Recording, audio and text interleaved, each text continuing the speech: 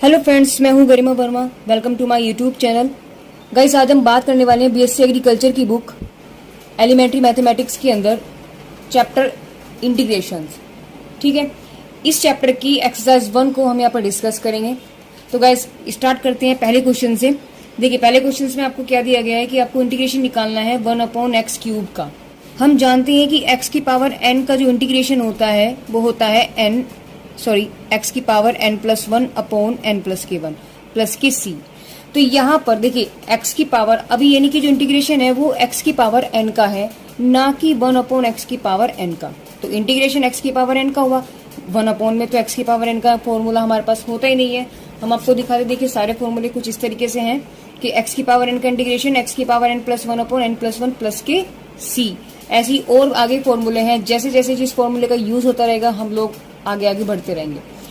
तो फिलहाल हमने यहाँ पर क्या देखा है कि 1/x³ का कोई फॉर्मूला नहीं है, यानी कि 1/x की पावर n का कोई फॉर्मूला नहीं होता। तो गाइज यहाँ पर हमें क्या करना पड़ेगा कि जो 1/x की पावर n होता है उसे हम ऊपर लेकर के जाना पड़ेगा, यानी कि -n।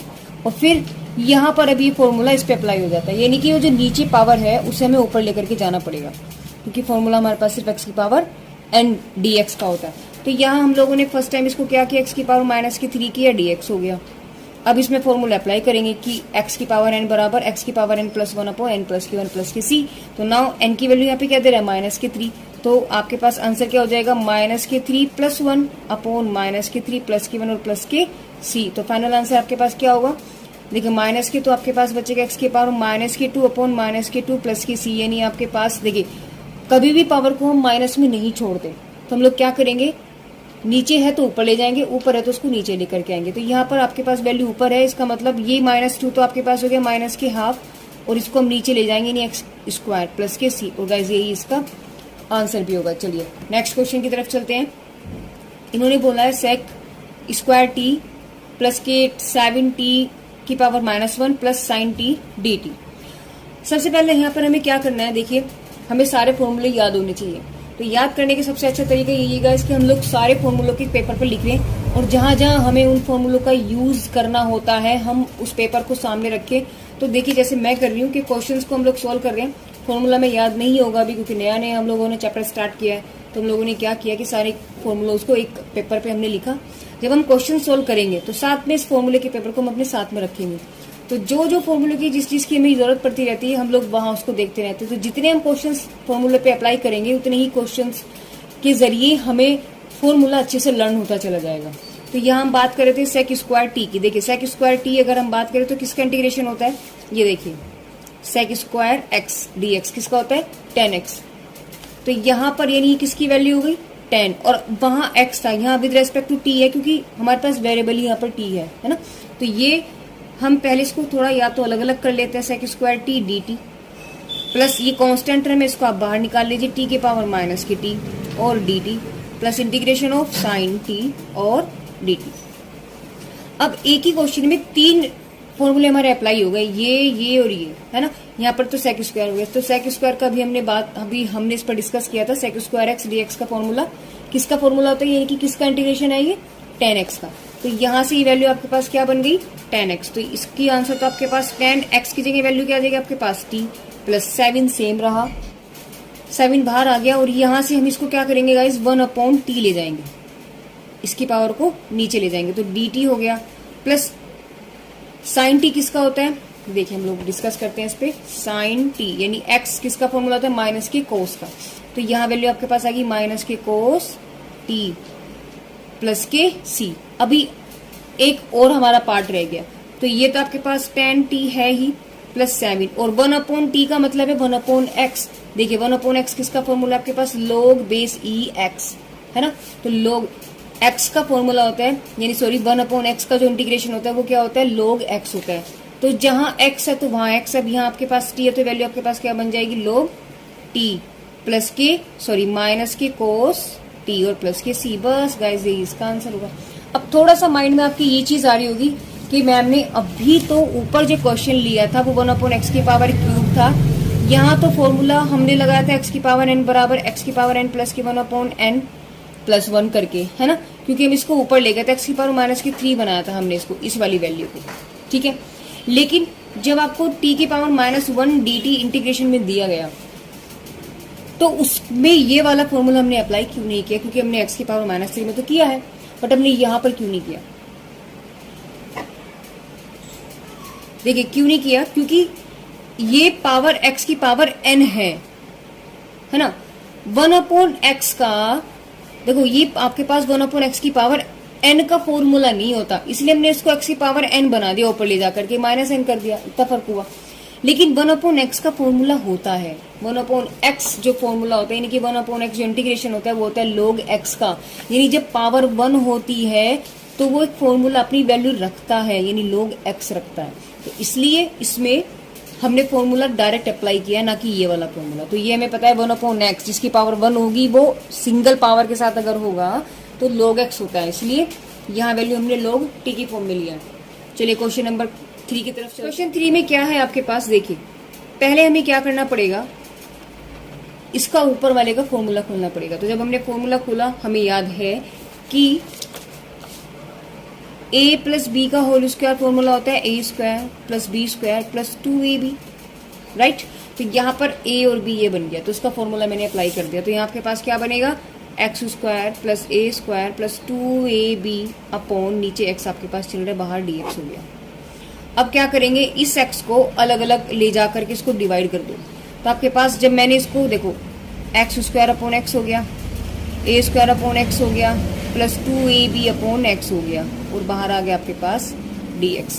तो यहाँ पे वैल्यू कट गई, क्या वैल्यू बची आपके पास, x dx हो गया। अब मैंने अलग अलग भी कर दिया है ना, a स्क्वायर आप बाहर ले लेंगे 1/x dx बचेगा। यहाँ से ऊपर x नहीं है तो 2ab आपके पास कांस्टेंट टर्म है, 1/x हो गया और dx हो गया। तो x का फॉर्मूला अब वही फॉर्मूला लग गया, क्योंकि हमें पता है कि x की पावर n का इंटीग्रेशन का जो फॉर्मूला होता है वो होता है x की पावर n प्लस की 1/n प्लस की 1 प्लस की c। तो यहाँ वैल्यू आपके पास x है, पावर 1 है तो ना पावर। तो यहाँ जब इंटीग्रेशन जब इसका हम निकाले, इसका मतलब वैल्यू यहाँ पर 1 है, तो जहाँ n है वहाँ 1 है, तो x की पावर 1 प्लस 1/1 प्लस 1 और प्लस के c। तो यहाँ आपके पास एक्स स्क्वायर बाई 2 प्लस के c आया। अब c तो हम सारे टर्म्स को जब कर लेंगे उनका हम वैल्यू निकालेंगे, तब लास्ट में एक बार हम c रखेंगे, ठीक है।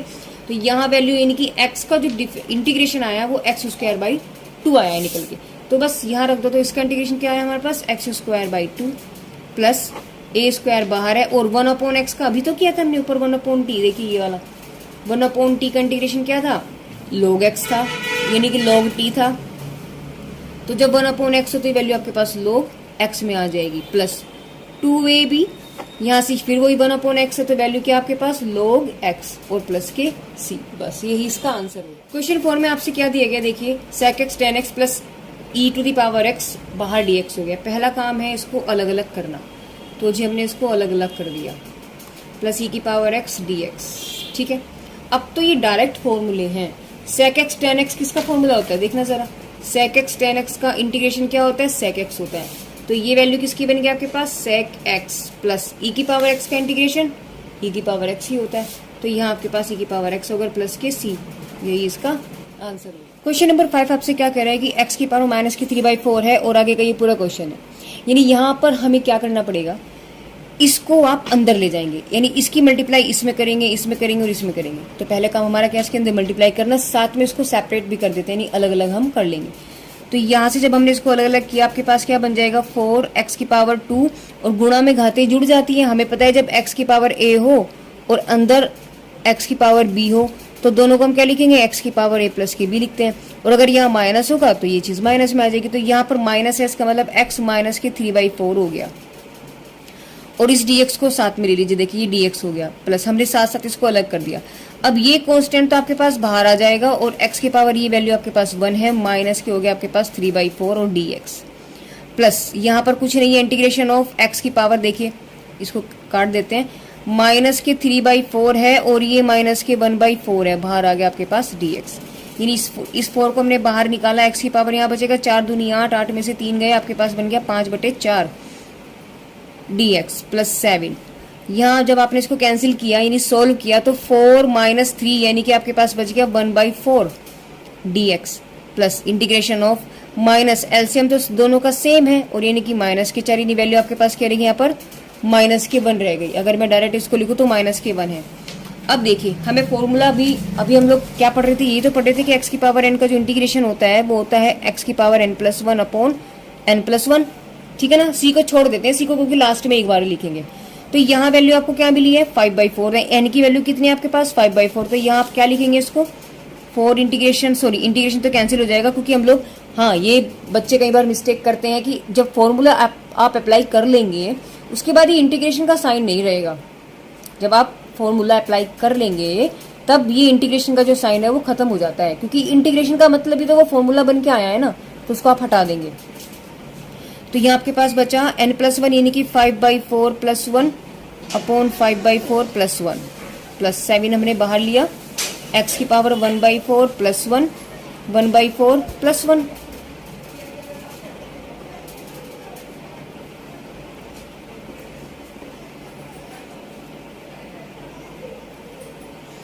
यहाँ आपके पास वैल्यू 1/x, तो उसको इंटीग्रेशन में 1/x है, यानी कि -1 था उसको 1/x dx लिख लिया क्योंकि 1/x इंटीग्रेशन का फॉर्मूला होता है।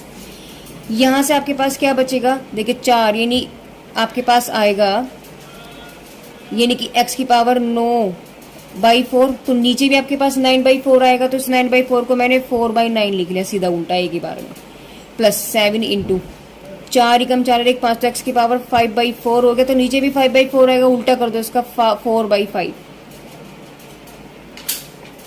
Plus 1/x। किसका इंटीग्रेशन होता है, देखिए 1/x अभी हमने किया था log x का होता है, तो यहाँ आपके पास क्या आ जाएगा log x बेस e और प्लस के c, यानी यहाँ से अगर हम इसको फाइनली आंसर इसका निकालें तो आपके पास क्या बन जाएगा 4 चौक 16 यानी कि 16/9 x की पावर 9/4 प्लस 7 चौक 28 28 5 x की power 5/4 plus log e x plus के c, और यही इसका आंसर होगा। चलिए क्वेश्चन नंबर 6 में आपसे क्या कह रहा है, 6 को देख लेते हैं। देखिए इनकी ना आप पहले शक्ल बदल लीजिए, थोड़ा सा आपको डेंजर लग रहा होगा। देखो जब अंडर रूट होता है, अंडर रूट का मतलब होता है इसकी वैल्यू होती है 1/x, है ना, 1/x dx हमने इसको कर लिया, इंटीग्रेशन अलग अलग कर लिया और इनकी पावर को हमने रख दिया 1/x की पावर 1/2 dx प्लस 3 हमने बाहर निकाला dx हो गया। ठीक है बात, चलिए आगे हम लोग क्या करने वाले हैं, अभी तो कुछ नहीं करने वाले, अभी तो इसमें अप्लाई नहीं करेंगे, अभी हम इसको ऊपर लेके जाएंगे क्योंकि 1/, अभी हमने आपको बताया था कि 1/x की पावर n का इंटीग्रेशन नहीं होता, इंटीग्रेशन होता है आपके पास n की पावर n का, तो इसको 1/n से x की पावर n बनाना पड़ेगा। तो यहाँ आपके पास क्या हो जाएगी वैल्यू माइनस के 1/2 dx होगी और प्लस में आपके पास क्या चल रहा है 3 इंटीग्रेशन ऑफ dx। तो देखिए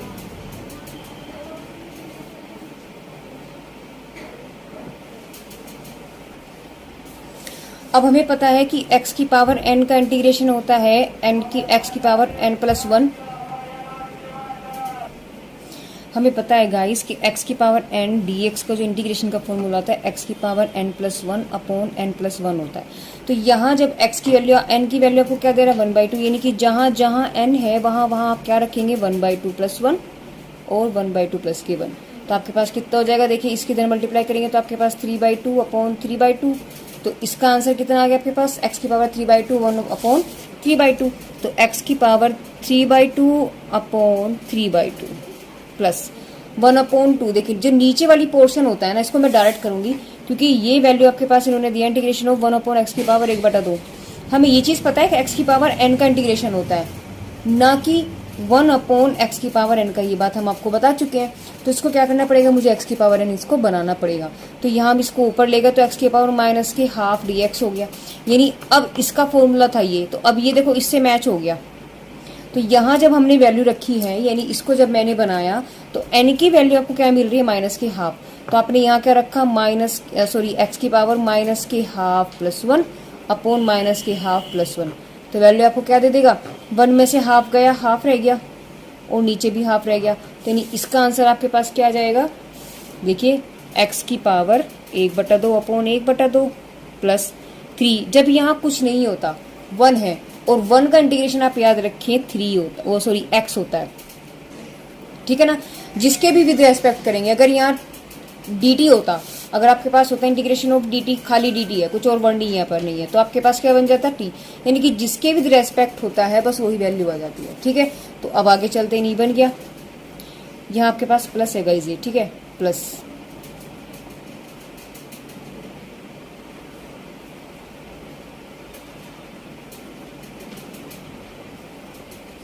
अब देखिए आगे क्या होगा, यानी जब इसको अब इसको तो सारा आंसर हमारे पास हो गया। अब हमें क्या करना है, प्लस सी रह गया सिर्फ, इसको उल्टा कर दो, यानी कि 2/3 x की पावर 3/2 प्लस 2 x की पावर 1/2 और प्लस 3x और प्लस के सी, यही इसका आंसर होगा। चलिए क्वेश्चन नंबर 7 की तरफ चलते हैं और देखते हैं इसमें क्या से पूछा जा रहा है। क्वेश्चन नंबर 7 में आपसे पूछ रहा है कि देखिए x की पावर -3 है, ये क्वेश्चन आपके पास है। तो हमने सबसे पहले क्या किया, इसको हमने x की पावर 3 dx कर दिया, प्लस 3 इसमें से बाहर निकाला, इंटीग्रेशन ऑफ कोस x जो था ये तो सेम रहा, लेकिन साइन स्क्वायर को हमने 2 बार लिख लिया ऐसे अलग अलग, और dx हो गया, प्लस इंटीग्रेशन ऑफ 2 की पावर x dx।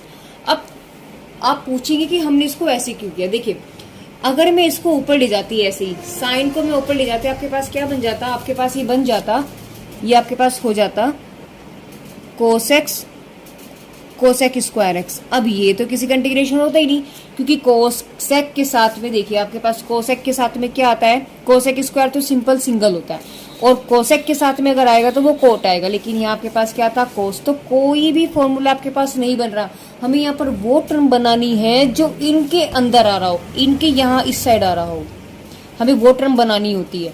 ठीक है, तो वो बना नहीं तो हमें इसको बनाना है। हमने क्या किया, इसको हमने नीचे वाली टर्म को 2 बार करके लिख लिया, तो यहाँ से हमें क्या मिला, ये वाली एक टर्म बन गई और इसको ऊपर ले जाएंगे, तो यहाँ से अप्लाई हम अभी करेंगे, तो x की पावर -3 dx हो गया, प्लस के 3 integration of cos upon sine आपके पास होता है कोट x, और साइन ऊपर जाके आपके पास बन जाएगा कोस x dx हो गया, प्लस इंटीग्रेशन ऑफ 2 की पावर x और dx। अब ये सारी वैल्यूज वो हैं जो फॉर्मूले के अंदर होती है, अब तो सिर्फ हमें सीधा डायरेक्ट इनका आंसर को निकालना है।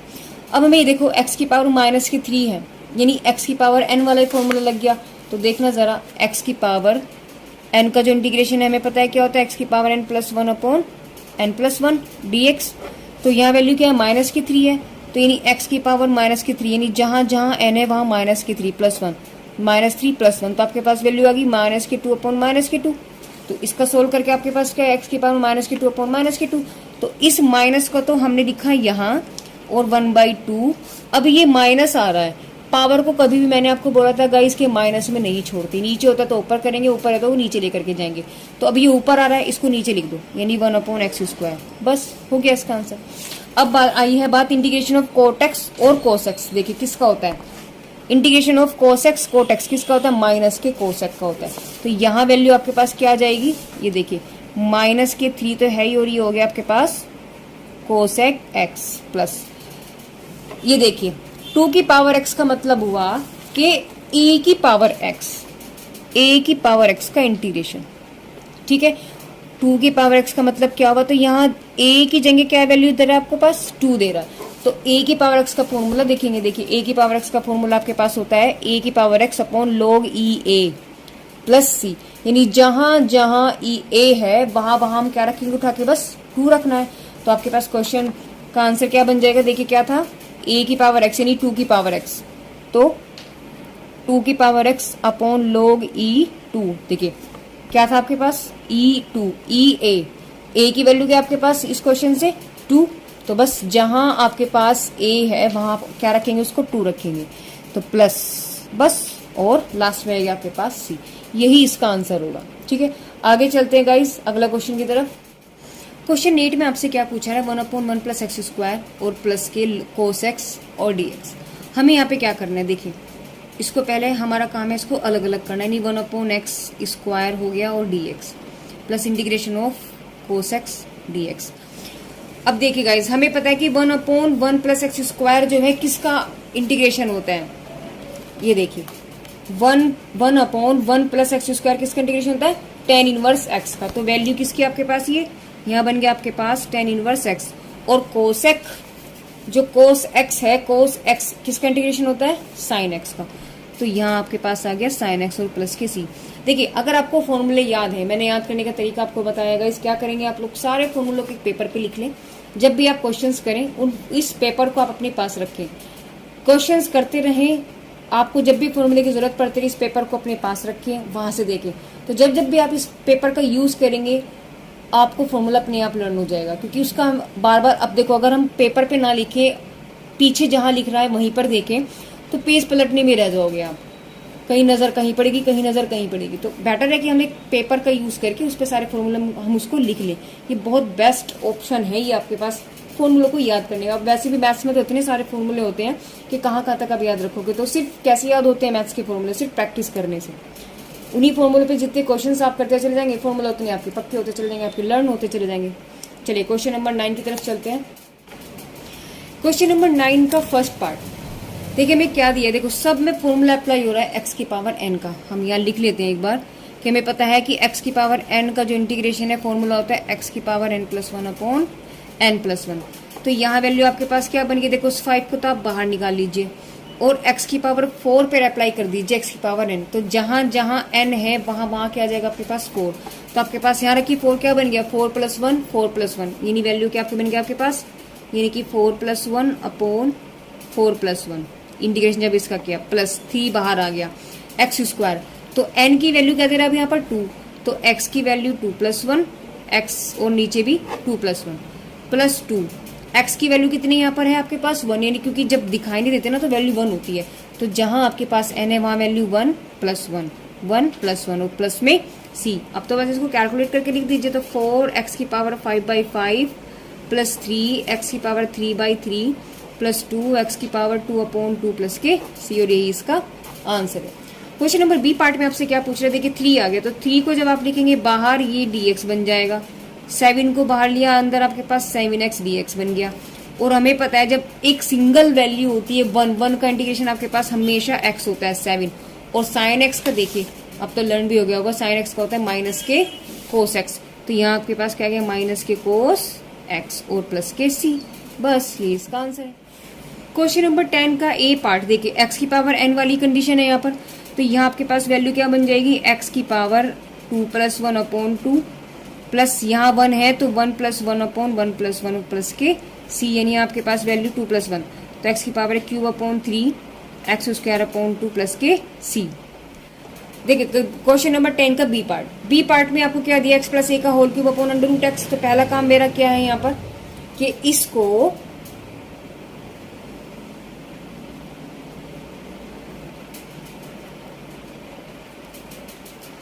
a प्लस बी जो है उसका होल क्यूब का फॉर्मूला खोल लीजिए।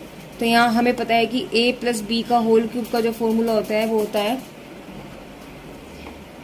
a cube plus B cube plus के 3ab और a प्लस के b। तो यहाँ हम लोग क्या करेंगे? इसका फॉर्मूला खोलेंगे। तो हमारे पास वैल्यू क्या बन जाएगी? Integration of x cube plus a cube plus के 3xa और क्वेश्चन में आपके पास ये अपॉन आपके पास क्या बन जाएगा? अंडर रूट एक्स और dx। यहां से वैल्यू का क्या होगा? देखिए अब हम लोग क्या करने वाले हैं, इसको ऊपर ले जाओ। तो x की पावर इंटीग्रेशन ऑफ 3 पावर तो यही और अंडर रूट का मतलब होता है 1/2। हम देखो उसको ऐसे लिख लेते हैं a क्यूब प्लस 3, इसको भी अंदर ले जाओ। इस पूरी की जब आप एक बार इसमें करेंगे और एक बार आप इसमें करेंगे तो आपके पास हो जाएगा 3x square a plus 3x a का स्क्वायर अपॉन x की पावर 1/2 और dx। अब क्या करने वाले देखिए, अब मैंने क्या किया देखो उसको अलग अलग कर लीजिए। 3 की पावर कितना हो गया? x की power 1/2 a cube upon x की पावर 1/2 3a स्क्वायर, इसे भी अलग अलग ले लो साथ साथ। तो यहाँ से 3a square x upon x की power 1/2 dx plus 3a integration of x square upon x और dx। यानी इंटीग्रेशन ऑफ x की पावर जब आप इसे ऊपर ले जाएंगे तो 3 माइनस के 1/2 हो जाएगा dx। यहाँ dx छूट गया गाइस। प्लस a क्यूब आप बाहर ले लीजिए और इसको ऊपर ले जाओ तो आपकी पावर होगी माइनस के 1/2 dx plus 3a square integration of x। ये यहाँ पावर आपके पास 1 बचे तो 1 माइनस के हाफ और dx प्लस के 3a इंटीग्रेशन ऑफ x की पावर 2 माइनस के हाफ और dx। अब यहां से क्या होगा देखिए, यानी इंटीग्रेशन ऑफ मैंने क्या किया 3 दूनी 6 यानी x की पावर 5/2 आ गया dx। a क्यूब मैंने बाहर लिया, x की पावर माइनस के हाफ है dx plus 3a square integration 1 में से हाफ गया तो हाफ ही तो रह जाता है, ये हाफ हो गया प्लस 3a इंटीग्रेशन ऑफ 4 यानी कि 3/2 सॉरी x की पावर 3/2 और dx हो गया। अब क्या बन जाएगा, हमें पता है x की पावर पूरे क्वेश्चन में अप्लाई हो रहा है x की पावर n, और हमें पता है कि x की पावर n जो होता है किसके बराबर होता है, x की पावर n बराबर integration of n plus 1 upon n plus के 1। तो जहां जहां n है वहां वहां ये वैल्यूज रखते चले जाएंगे। तो यहाँ आपके पास क्या बन गया, इंटीग्रेशन तो भर जाएगा क्योंकि इंटीग्रेशन तो हमने अप्लाई कर लिया। तो x की power 5/2 plus 1, 5/2 plus 1 plus a cube x की पावर माइनस के हाफ प्लस 1, माइनस के half plus 1 plus 3a square x की पावर हाफ प्लस 1 और हाफ प्लस 1 प्लस इसमें क्या हो जाएगा आपके पास 3a x की पावर 3/2 प्लस 1 और 3/2 प्लस के 1 प्लस के c। अब क्वेश्चन हमारा हो गया, सिर्फ हमें कैलकुलेट करना है। तो यहाँ से वैल्यू आपके पास क्या आ जाएगी, x की पावर 7/2। अब नीचे भी 7/2 आएगा तो मैं उसको डायरेक्ट मैंने कर दिया 2/7, उल्टा हो जाएगा, प्लस a क्यूब। अच्छा, एक में से हाफ गया तो आपके पास हाफ बचता है, तो नीचे भी हाफ आएगा, हाफ का उल्टा 2/1 हो गया, ठीक है, प्लस 3a स्क्वायर। यहाँ से वैल्यू 3/2 आ गई, तो x की वैल्यू 3/2 और नीचे भी 3/2 आएगा, यानी कि 2/3 प्लस 3a x की पावर, ये कितना हो जाएगा आपके पास 5/2 और नीचे भी आपके पास 5/2 आएगा, यानी कि इसको मैंने उल्टा कर दिया 2/5। तो यहाँ से ये वैल्यू इसकी कट गई, आपके पास आंसर क्या बचेगा 2/7 x की power 7/2 plus 2a cube x 1/2 plus 2a square x cube, sorry x की 3/2 प्लस 3 दूनी 6/5a x की पावर 5/2 प्लस के c। कोई अगर इसमें से आपके पास पावर रिपीट हो जाता तो आप उसको ऐड कर लेते, बट यहाँ ना रिपीट हो रहा है, सब कुछ आपके पास डिफरेंट है, तो बस यही इसका आंसर। तो गाइज हमने इस वीडियो के अंदर जो एक्सरसाइज 1 है उसके 10 क्वेश्चंस को हमने यहाँ पे सोल्व कर लिया है। तो गाइज मेरी वीडियोस आपको कैसी लग रही है, मेरे मेथड आपको समझ में आ रहे हैं नहीं आ रहे हैं, जैसा भी है गाइज आप प्लीज़ कमेंट बॉक्स में कमेंट करके आप मुझे जरूर बताइए। मेरी वीडियो को लाइक और शेयर करना बिल्कुल ना भूलें, साथ में मेरे चैनल को सब्सक्राइब करें और बेल आइकन को भी क्लिक करें, जिससे मेरे नए नोटिफिकेशन आपको मिलते रहें। गाइज मेरी जो वीडियो है ये आपके लिए हेल्पफुल है, और जो आप एग्रीकल्चर के स्टूडेंट्स हैं आपका कहीं ना कहीं एक बेस आपका कच्चा रह जाता है, क्योंकि आप या तो बायोलॉजिकल फील्ड से होते हो या फिर आप एग्रीकल्चर फील्ड से ही होते हो। तो मेरी ये पूरी कोशिश है कि मैं बेसिक से आपको कराऊं। तो गाइज प्लीज़ मेरी वीडियो को लाइक करना बिल्कुल ना भूलें। Thank you for watching my videos.